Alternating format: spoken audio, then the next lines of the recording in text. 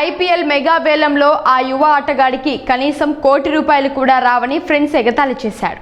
కానీ వేలంలో ₹3,08,00,000 దక్కించుకున్నాడు. ఐపీఎల్లో తన ఫస్ట్ సెంచరీ బాదేశాడు. ప్రియాంష్ ఆర్య ఇప్పుడు టాక్ ఆఫ్ ది ఐపీఎల్ 2025గా మారాడు. చెన్నై సూపర్ కింగ్స్లో ఈ పంజాబ్ కింగ్స్ యంగ్ ఓపెనర్ బాదిన సెంచరీ అలాంటిది. మరి ఈ సీజన్తోనే ఐపీఎల్లో అదరగొట్టిన 24 ఏళ్ల ప్రియాంష్ హిట్టింగ్తో దూసుకెళ్తున్నాడు.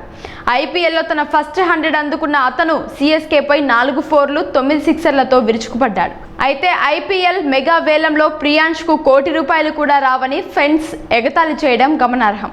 ఢిల్లీలోని సామాన్య ప్రదేశం నుంచి వచ్చి ఐపీఎల్ 2014 ఫైనలిస్ట్ అయిన పంజాబ్ కింగ్స్కు ఆడే వరకు ప్రియాంష్ చేసిన ప్రయాణం రోలర్ కోస్టర్ రైడ్ లాంటిదే.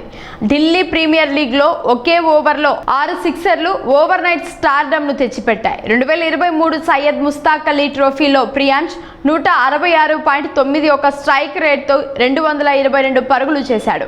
భారత మాజీ స్పిన్నర్ రవిచంద్రన్ అశ్విన్ కూడా ఈ టోర్నమెంట్లో అతని ప్రదర్శనను గమనించాడు.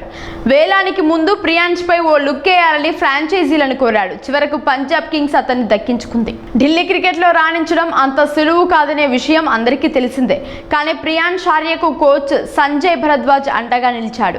ఢిల్లీ అండర్-19 ట్రయల్స్లో ప్రియాంష్కు ఛాన్స్ రావడం కోసమని అతను ఓ టోర్నీలో ఆడేందుకు 45,000ను కోచ్ చెల్లించాడు.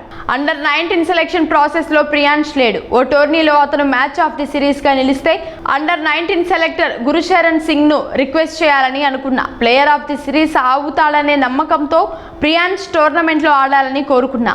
దేవుడి దయవల్ల అంతా బాగా జరిగింది. ప్రియాంష్ ప్లేయర్ ఆఫ్ ద సిరీస్గా నిలిచాడు అని భరద్వాజ్ హిందుస్థాన్ టైమ్స్తో అన్నాడు. కొన్ని నెలల తర్వాత సౌదీ అరేబియాలోని జెడ్డాలో జరిగిన ఐపీఎల్ మెగా వేలంలో పంజాబ్ కింగ్స్ ₹3,08,00,000కు ప్రియాంష్ను కొనుగోలు చేసింది.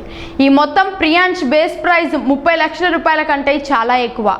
వాడు నా సొంత బిడ్డ లాంటి వాడు. ప్రియాంష్ ఆర్యకు వేలంలో మంచి డబ్బు వస్తుందని నేను ఎప్పుడూ నమ్మాను. ₹1,00,00,000కు మించి రావని తన స్నేహితులు చెప్పారని ప్రియాంష్ నాకు చెప్పాడు. కానీ ప్రియాంష్కు కనీసం ₹2,70,00,000 వస్తాయని అతని తండ్రికి చెప్పాను అని భరద్వాజ్ వెల్లడించాడు.